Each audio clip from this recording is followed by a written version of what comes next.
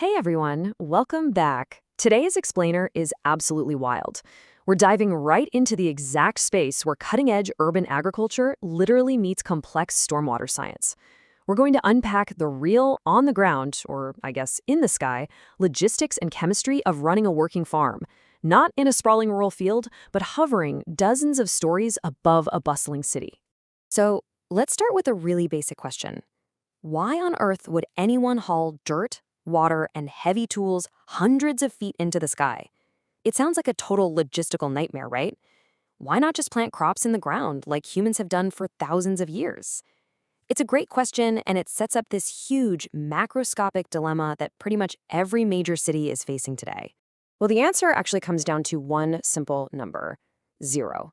In major urban centers, take Washington, D.C., for example, there is practically zero viable, affordable, and uncontaminated land available for ground farming. Urban ground soil is notoriously contaminated with things like heavy metals and forever pollutants, and honestly, even if you did somehow find clean land, the cost is just astronomical. It would inevitably be bought up and developed, completely wiping out your farm. The ground just simply isn't an option anymore. So here's our roadmap for this explainer. First, the urban farming dilemma. Then, building farms in the sky. Third, the rooftop business model. Next, urban microclimates and logistics. Then we'll pivot to the hidden signs of runoff, and finally, look at the future of city roofs. All right, part 1, the urban farming dilemma. To really grasp why rooftop farms are such a game changer, we actually need to look down, way down, beneath the city streets, where this massive environmental threat is hiding. Older cities like DC have a century-old infrastructure problem called a combined sewer overflow, or CSO. Basically, stormwater from the streets and raw wastewater from your house share the exact same pipe. So here's the crazy part. It only takes an inch or an inch and a half of heavy rain in an hour to completely overwhelm that system. When it overflows, all that raw sewage packed with nitrogen, phosphorus, and sediment dumps straight into local rivers, eventually choking the life out of places like the Chesapeake Bay. To give you a sense of scale here, Washington, D.C. has been building these massive underground tunnels, literally the size of subway tunnels, just to store this excess stormwater. The price tag for that Clean Rivers project? $4 billion. That is a massive amount of money. It really emphasizes why managing city stormwater isn't just some nice eco-friendly idea. It is a critical, multi-billion-dollar financial priority for local governments. Which brings us to part 2, building farms in the sky. So what if those barren, empty roofs above us could act like giant environmental sponges? A company called Rooftop figured out how to do just that. They use 3 distinct setups to adapt to the wildly different structural limits of city buildings. If a building already has a thin green roof, they'll just modify that existing soil to support food crops. If it's a bare roof with heavy stone ballast, they bring in lightweight modular planter boxes that give the plants a solid 1.5 feet of deep soil. And for roofs that are super hard to get to, say zero elevator access, they actually use flexible woven fabric pots. Let's look at part 3, the rooftop business model. So how do you actually make this work financially? Running 30 different farming operations, some up to an acre in size, suspended in the sky, it's incredibly complex. Rooftop found out pretty quickly that traditional farming models, they do not work up here. Selling tomatoes at a local farmer's market or doing wholesale distribution, the profit margins are just way too thin to cover the intense costs of rooftop maintenance.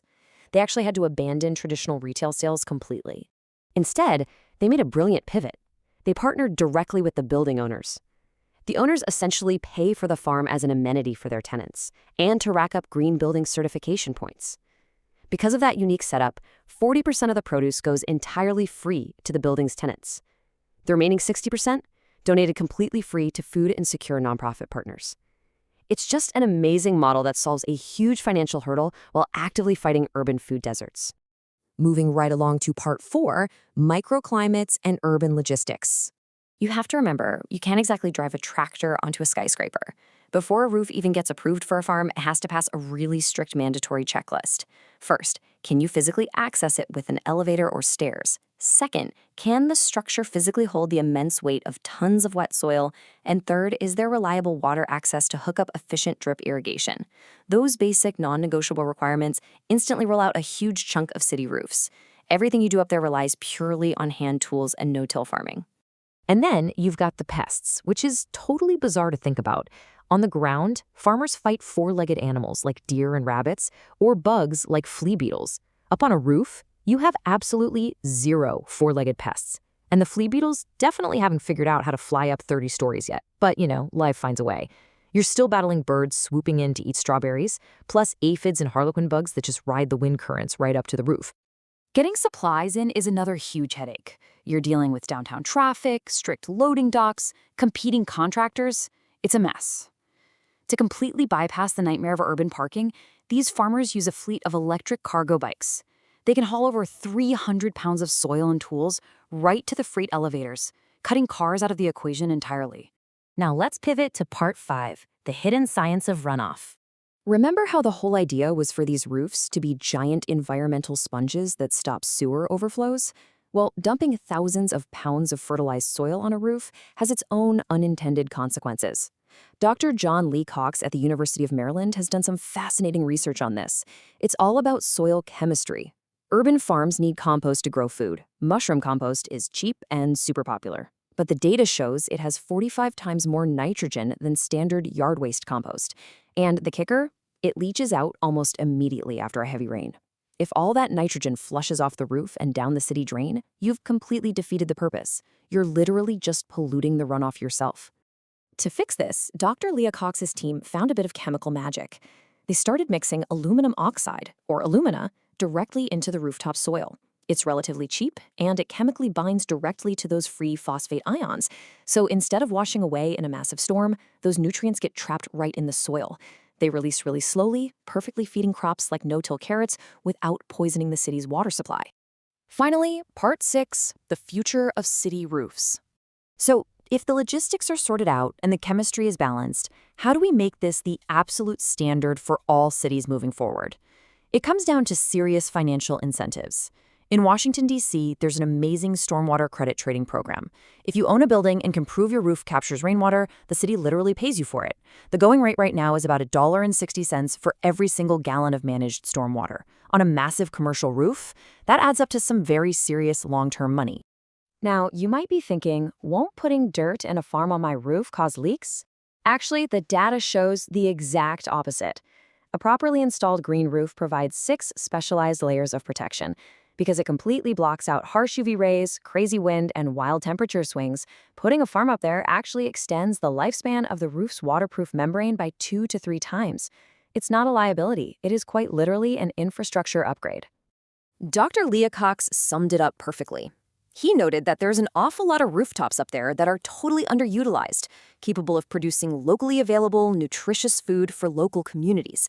It just highlights this massive, untapped social and environmental potential hovering right over our heads. So, here's what I want to leave you with. Next time you're walking downtown, look up at that skyline. Ask yourself, how many millions of square feet of empty space are up there, just waiting to capture rain and feed the city below? It completely changes how you view the concrete jungle, doesn't it? Thanks so much for joining me for this explainer. I really hope you found it as mind-blowing as I did, and I'll catch you next time.